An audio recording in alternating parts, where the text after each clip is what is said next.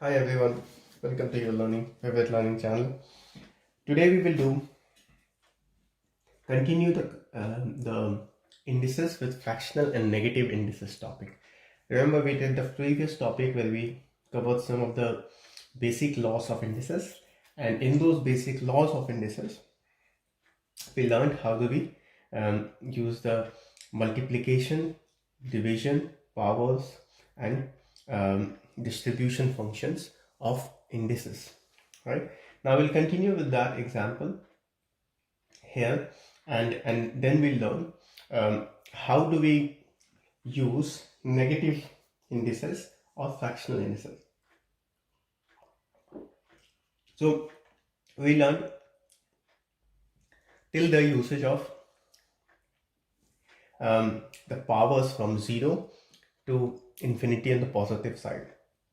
Now we'll see on the negative side as well.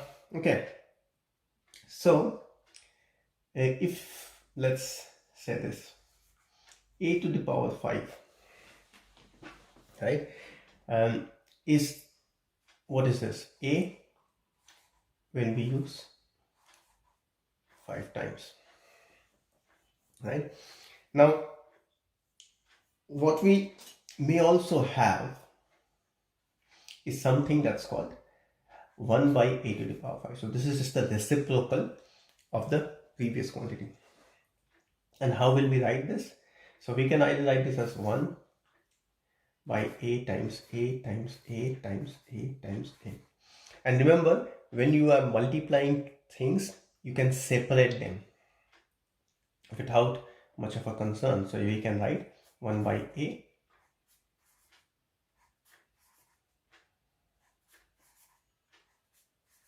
right. So these are all same quantities.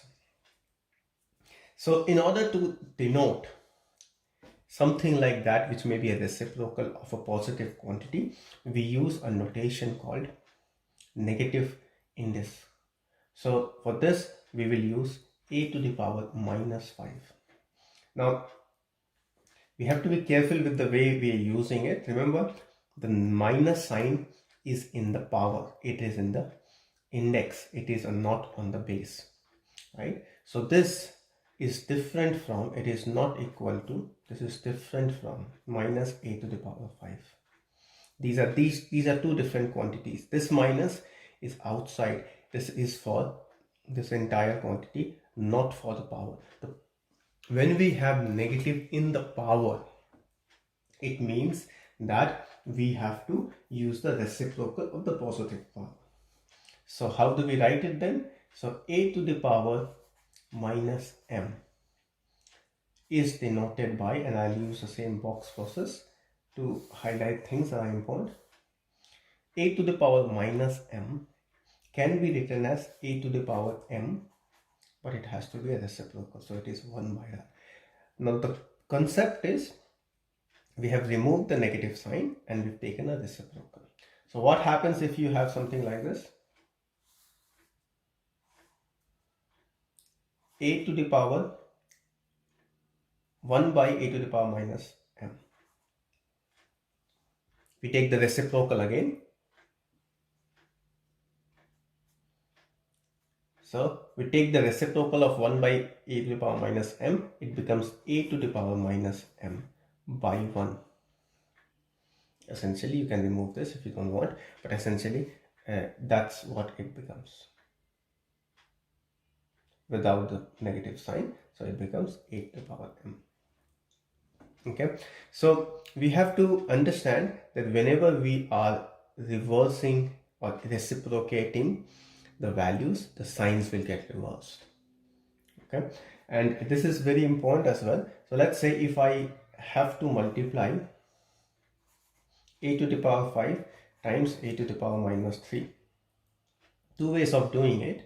We can do the standard a to the power 5 and you add these powers minus 3 and you get a to the power 2, or you can say a to the power 5, this is into 1 upon a to the power 3. and then the same process is applied. Because we are dividing with same base, we can use a to the power 5 minus 3 or equal to, right? This may look like an extended form, but that's exactly what we are doing. So when you have a negative index, how we deal with that is very, very important. You have to be careful with the signage and the numerator and the denominator in the way it is used. So you may have seen terms like this, right? This is essentially 1 by 10 to the power 5. So this is 1 by 10 times 10 times 10 times 10 times 10, and whatever it may be. Is it? Yeah. So that's a value. Now,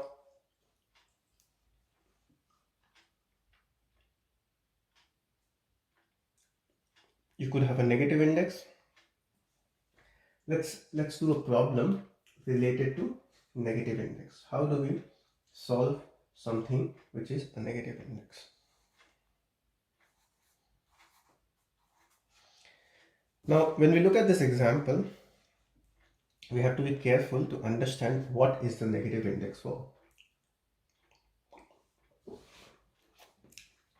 Is this for 3, or is this for A, or is this for all?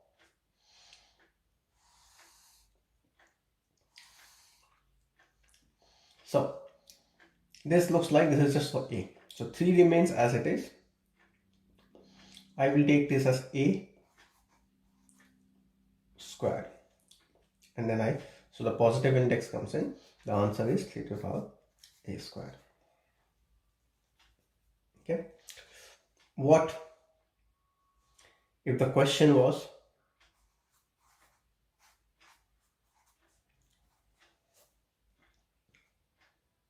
in that case? Remember, this signage is, or the power is for the entire quantity.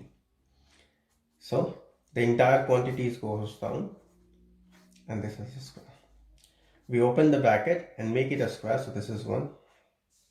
And when we use this bracket, we use this rule. Sorry, this rule. Any two quantities, when they are multiplied and has a power, can be subtracted, can be expanded to have the same power. So this is 1 by 9 A square. These two are two different results, remember.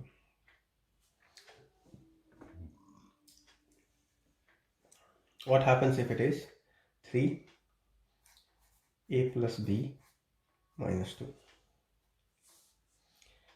Same process, this minus 2 is for A plus B, right? So 3 remains as it is. We multiply this by 1 by A plus B whole squared. So essentially the answer is 3 by A plus B whole squared. You can expand this if you want, or you can leave it that way.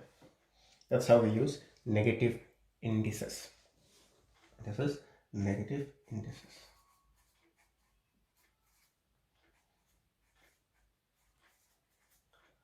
Thanks for joining. I hope this was useful. The next topic will be fractional indices, where we will cover that. Thank you.